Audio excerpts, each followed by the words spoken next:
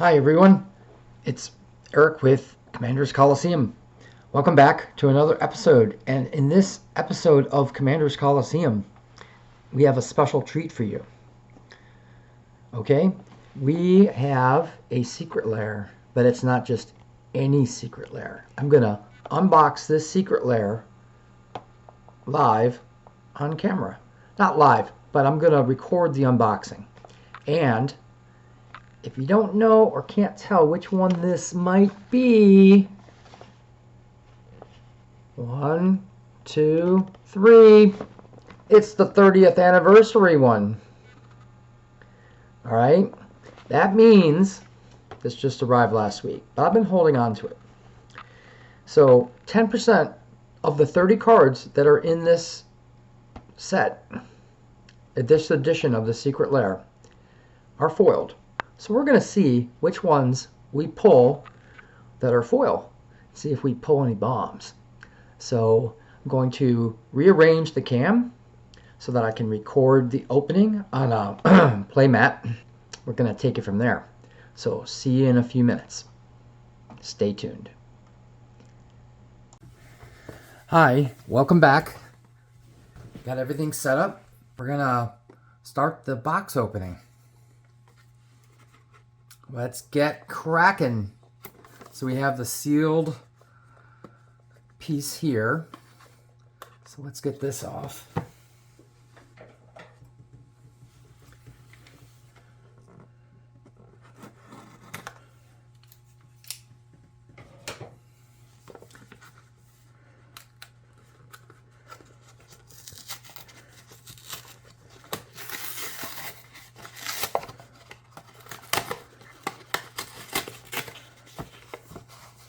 Right.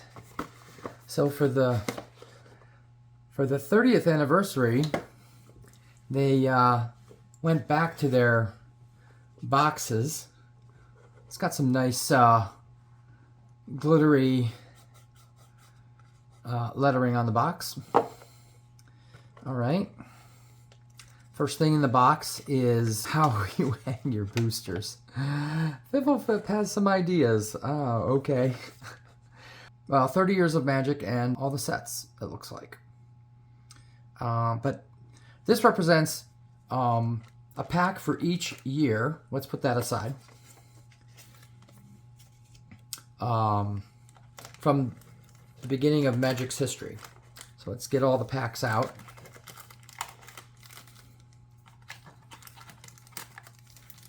It looks like there are 30. Oh, there's some more stuff here. Okay.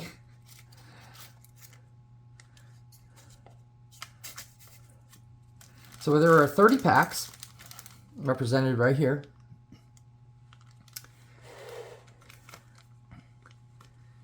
And then there's these things, which I don't really know what they do. So we're just going to, if they're thinking on like using them to like hang the packs on your tree, I don't know, but let's get that aside there. All right. Wow. We got packs and they're individually labeled with the year, and there's one card per year. Every single one of the packs has one card, and 10% of these 30, so 10 of them, 30% of the 30 have a chance to be foil, and it is randomized. Okay, let's keep going until we get to the year that I started to play Magic with my son at the time, and that year was this one, 2016. So I've been playing Magic for 6 years. All right, let's, without any further ado, let's get them cracking, as we would say. Let's crack some packs. Right. So it doesn't look like it has any kind of way to open it in a nice way. So there's no little rip stop to open the pack.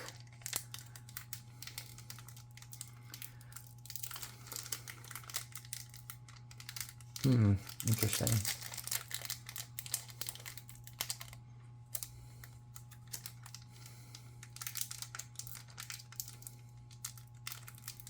I don't really want to cut these, but I might have to, because I just don't see any other way to open them.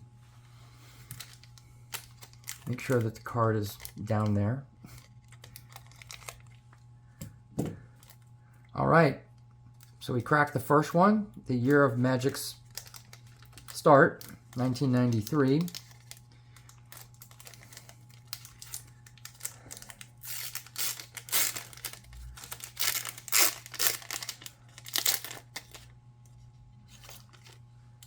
And that card is a non-foil Sheevan Dragon.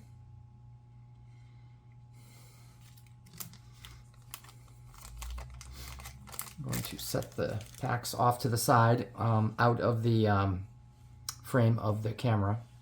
So that's 93. Here's 94.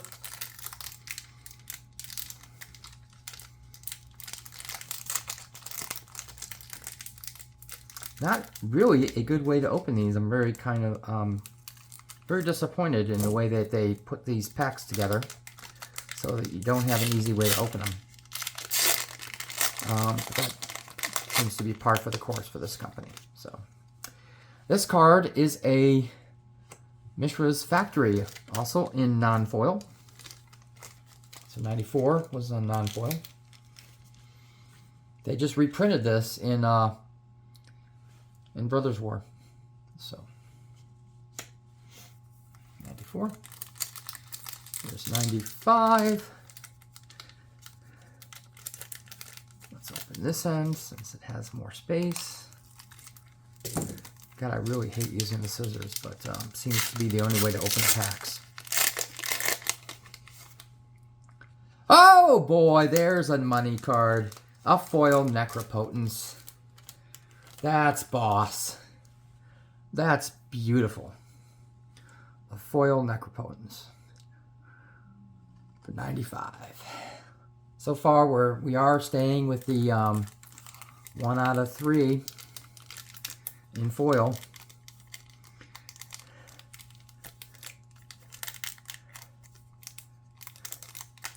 All right, this is 96.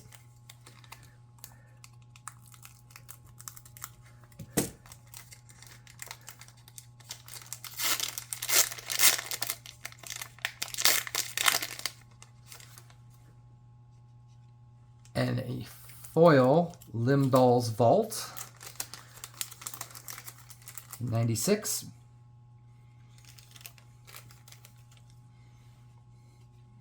That's nice.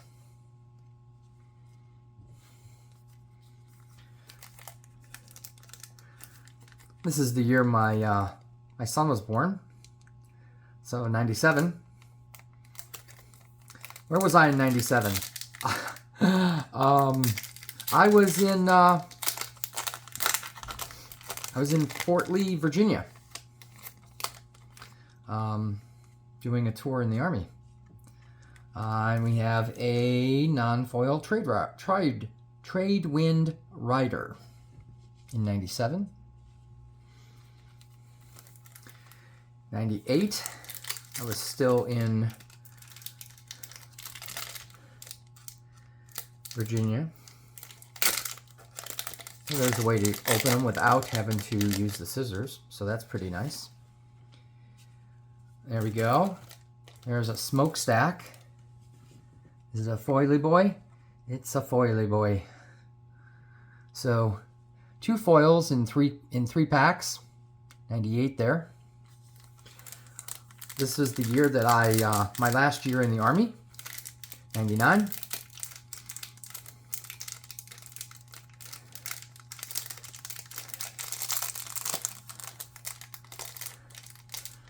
This was the year that I left Virginia and moved to Philadelphia, where I've currently resided ever since.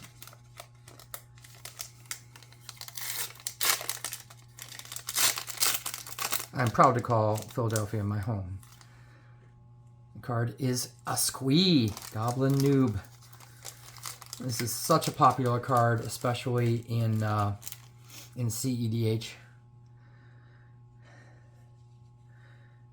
But not this one. At the beginning of upkeep, you may return Squee from the graveyard to your hand. It's the one that you can cast from exile. It's the one that's very popular, but still, it's beautiful artwork.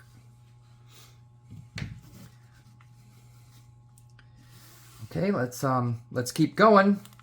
This is the year 2000, and there's a lot of you that probably won't know this, but going from 99 to 2000, there was such a big commotion over this because they thought that all the computer systems were going to crash, and everybody had to update their computer so it could handle an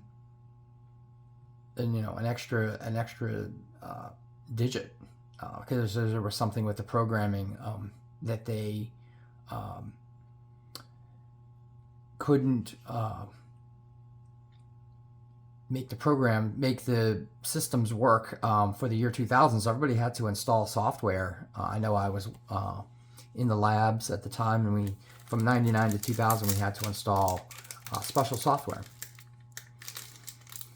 to allow us to handle the year 2000. That was a big deal. Everybody was panicking over it. I know some of you are probably cringing with the use of the scissors. Sorry about that. Being very careful though.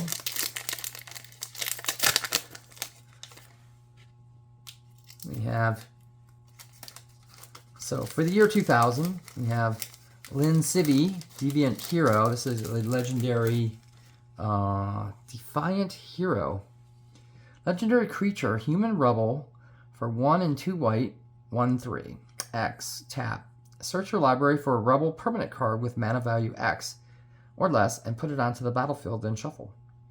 And for 3, put target rebel card from your graveyard on the bottom of your library.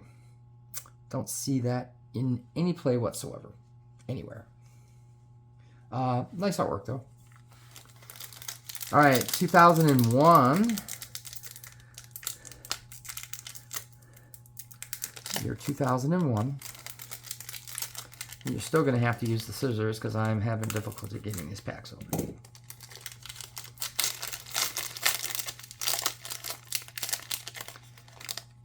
What do we have here? We have a foil wild mongrel. It's a creature dog. Dogs are nice. Discard a card. Wild mongrel gets +1/+1 and becomes the color of your choice until end of turn. Doesn't see any play, at least not that I'm familiar with in any of the formats that I play. And I play mostly Commander and Standard. And of course, I play my channel's format, which is Brawl. All right, so we're at 2002. Cell phones were becoming a really big deal around this time.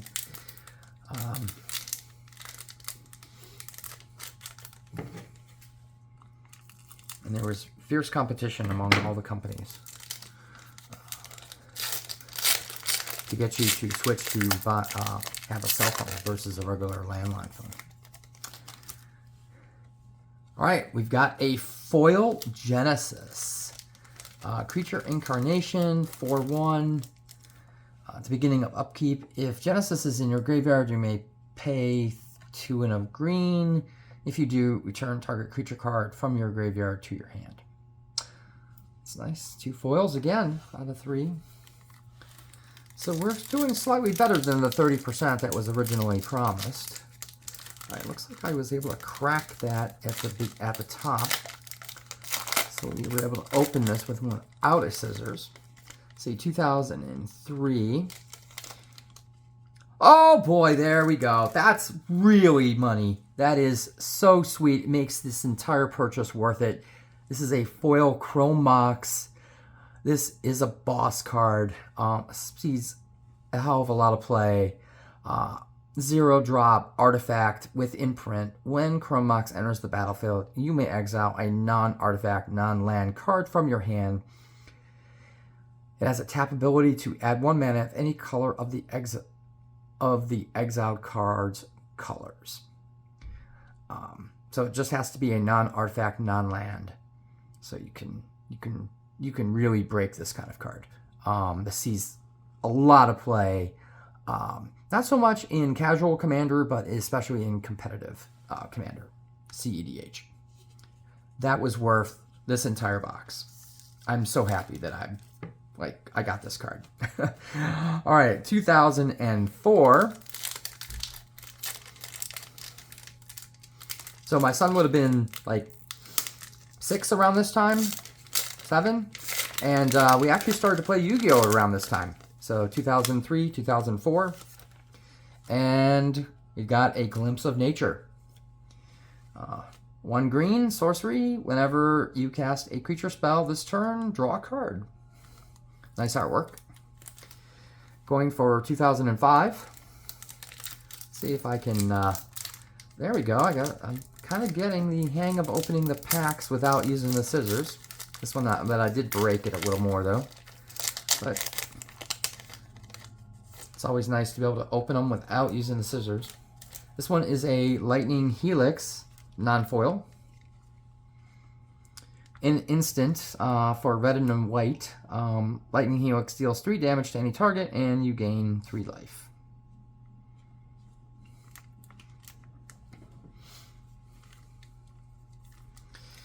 All right, 2006. Moving right along. One is a Bordelian Hellkite. This is a creature dragon for 6 and double red. I really like the artwork there. Wish this one was in foil. This has flash, flying. When it enters the battlefield, it deals 5 damage divided as you choose amongst any number of targets. Nice card for 2006. All right. So to conserve space, we're going to let's see, how much space do I still have? I've got another row I can easily do. So I'm going to move these off the field here to the side. So we're going to open the pack from 2007. Let's see, maybe we can just move some things around here and make some more room.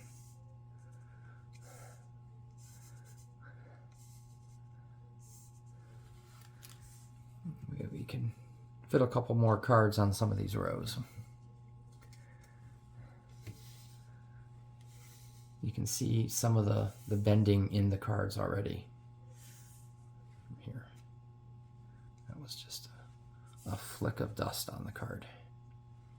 All right, we've got 2 more spaces here. So we're going to open the one from 2007. All right, so this was the year my son turned 10. And we actually did something really special for him that year. And we actually took him to Florida, to Disneyland. The one in Florida, to Orlando. And we celebrated his 10th birthday there. I hope he had a memorable time. This is a Ponder from 2010. Popular card, sorcery. Look at the top 3 cards of your library, then put them back in any order. You may shuffle the library, draw a card afterwards. Sorcery speed. 2008. What do we have for 2008? I don't know these offhand, so these are a surprise to me as I open them. Some of you probably have already opened a 30th anniversary, but I have not. So I've decided to do it this way and make it special and memorable for everybody, which is kind of a really nice way to do it. All right, we were able to get it open. It is a Heritage Druid. So it's a 1/1 1 green creature elf druid. Tap 3 untapped elves to gain 3 green mana. Right. Now we're getting there. We're at 2009. We've almost gone through a decade of the 2000s already. This one doesn't want to seem to open. I'm going to have to use the dreaded scissors on it.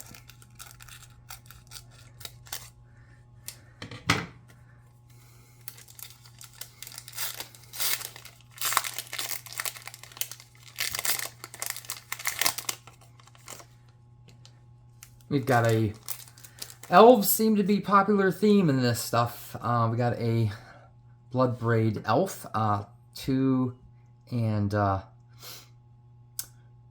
red and green for an elf berserker with haste and cascade. 3/2 non-foil. All right, we've actually hit the decade, so we've gone through the 2000s. We're a little more than halfway through them. So here's, yeah, there's 4, and there's another 4. That's 8, 16, 17. We're on year 18 of Magic's history.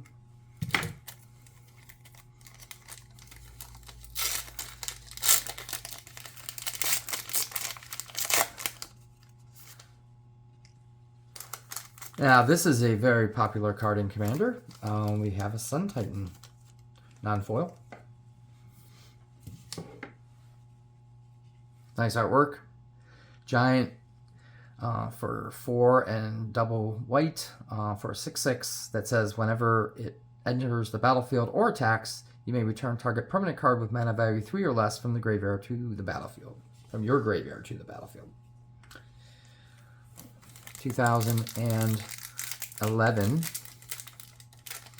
So we have a start of a new decade in Magic's history. Still haven't gotten to the point where I started to play yet, but I believe we are probably at like Return to Ravnica block in cards. So I am familiar with those. We have a Birthing Pod. This sees you know, some play. It's a very popular artifact for 3 and a green. Tap, sacrifice creature, search a library for a creature card with mana value equal to 1 plus the sacrifice creature's value. It probably doesn't see too much play now because there's a lot of cards, creatures that are Birthing Pods on sticks. So, all right, 2012. I think this was the Ravnica block stuff.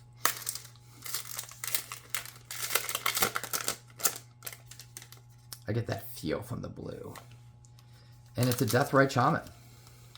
So we're kind of getting a little unlucky in our pulls in that we're not getting foils. Haven't seen a foil in now 8 cards.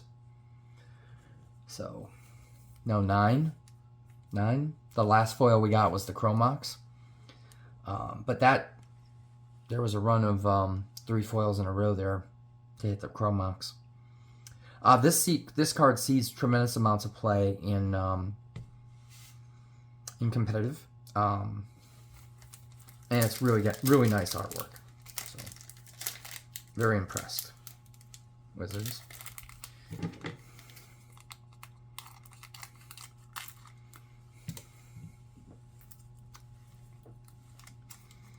What do we have next? We have 13. The lucky number, oh no, unlucky number 13. Oh, the Elspeth, Sun's Champion. This is very popular legend soldier generating legendary planeswalker for 4 and double white because it creates 3 1/1 soldiers.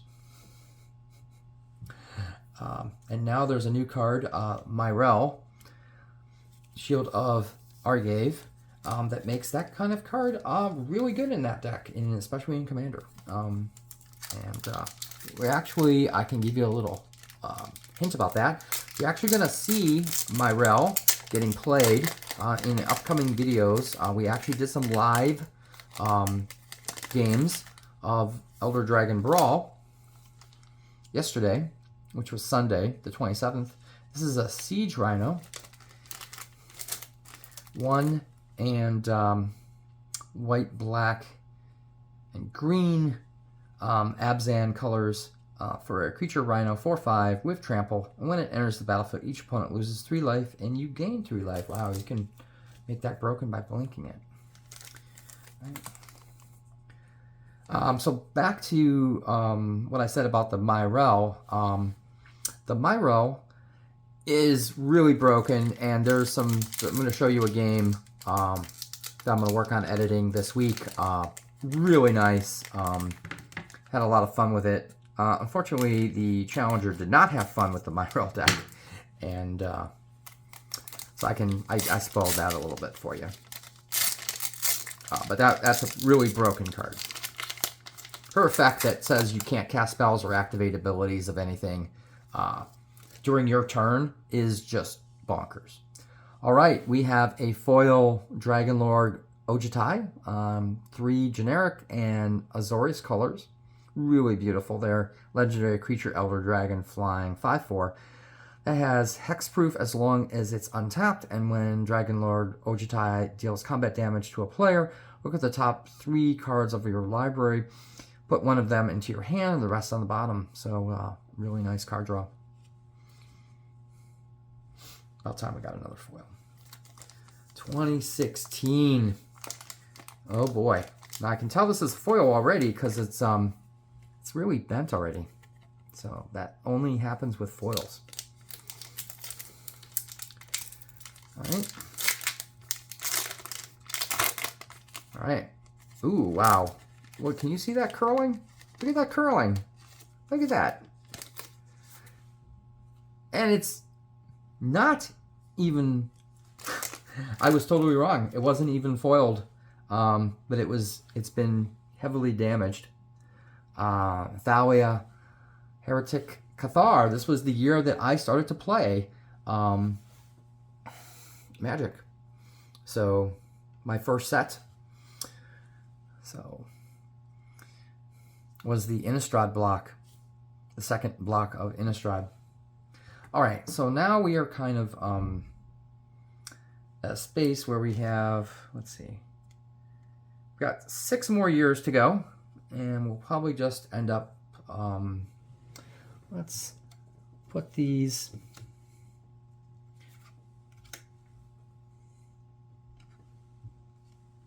top of each other a little bit so we have some room.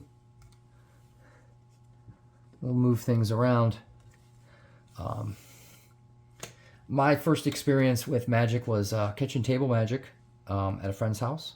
I was invited. My son invited me to play. And wow, was it an experience having to learn all the rules and the interactions that could occur. And of course, you know, being kitchen table Magic, they kind of made up a lot of their own rules, or they tried to you know the interactions as best they could at that time. My gameplay tremendously improved once Arena came out, and I was playing Arena regularly. And that's when I really learned what you can do at each phase and everything. All right, 2017. So this was the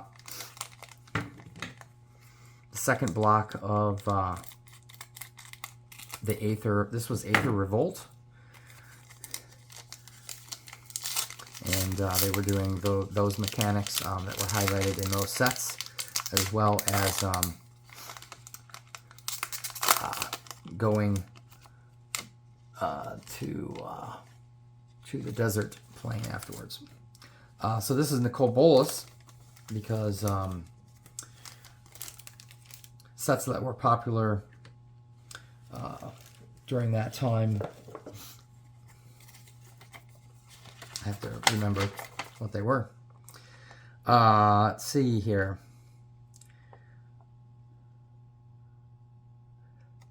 Yeah, because these should be in order. It's kind of really hard to see what they are, though.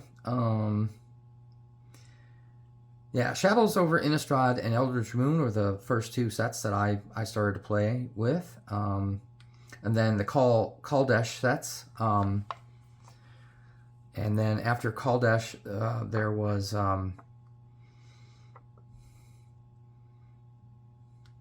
wasn't Amonkhet and Hour of Devastation. So Nicole Bolas represents those sets.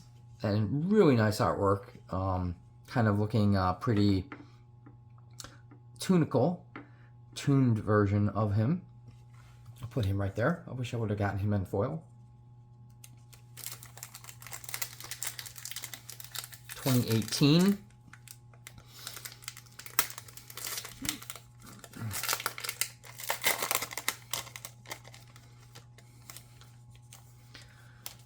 Arc-Light Phoenix. 3 in red for a creature Phoenix with 3/2 flying haste at the beginning of combat on your turn. If you cast 3 or more instants and sorceries this turn, return this card from your graveyard to the battlefield. Alright, 2019, this is where I left working with the government. And that's a really long story. Maybe I'll tell it one time. It wasn't one of the best years of my life. But it was memorable because my son at the time graduated from college that year. We celebrated his graduation. And that card is Emery Lurker of the Loch. Yeah, because we're celebrating...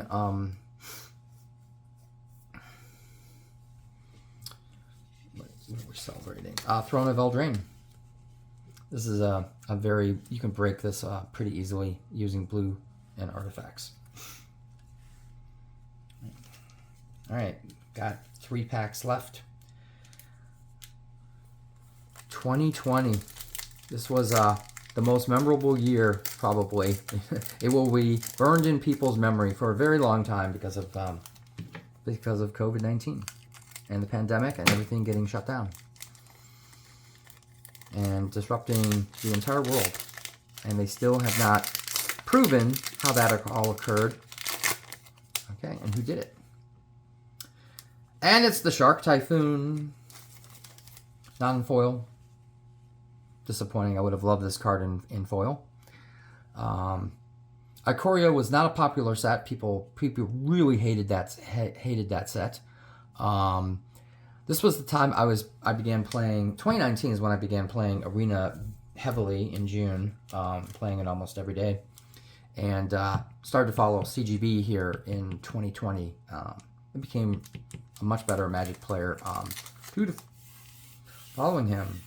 And I got this mat at the Too Many Games last June when he was here in Oaks, Pennsylvania, which is where I live, near where I live, and played a couple games with him and had a lot of fun. And he signed my mat, signed some tokens, made me a really happy camper that day. It was very memorable. He's a really good guy, and proud to have been able to meet him. Wish him continued great success in his channel. All right. We have an Elite Spellbinder in foil for 2021. So things started to improve for me in that year. This is when I started my business. Also my consulting business was in 2021. Elite Spellbinder, 2 and white for a human cleric. 3/1 flying. When it enters the battlefield, look at target opponent's hand. You may exile an online card from it for as long as the card remains exiled. Its owner may cast it, but it costs 2 more to cast. Alright, this is the final pack. We're in 2022.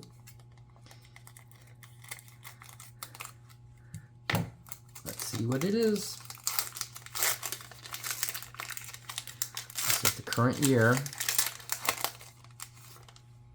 Oh, we got 2. Because they also did one for next year as well.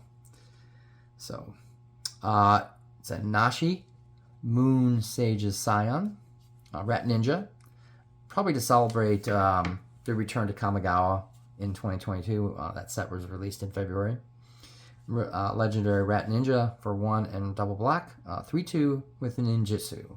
When Nasha, when this card deals combat damage to a player, exile the top card of each player's library. Until the end of turn, you may play one of those cards. If you cast a spell this way, pay life equal to its mana value rather than casting it. And then finally, to honor the 30th year, which is 2023, foil Lotus Field. This is beautiful. Absolutely beautiful. Land, hexproof. Little Lotus Field enters the battlefield tapped, and when it enters the battlefield, you have to sacrifice 2 other lands. But this baby, when you tap it, you add 3 colors, 3 mana of any one color. So there you have it, folks. Those are all the cards that I got in their rarities. So overall, of the 30 cards, the number of them that were foiled were 1, 2, 3, 4, 5, 6, 7,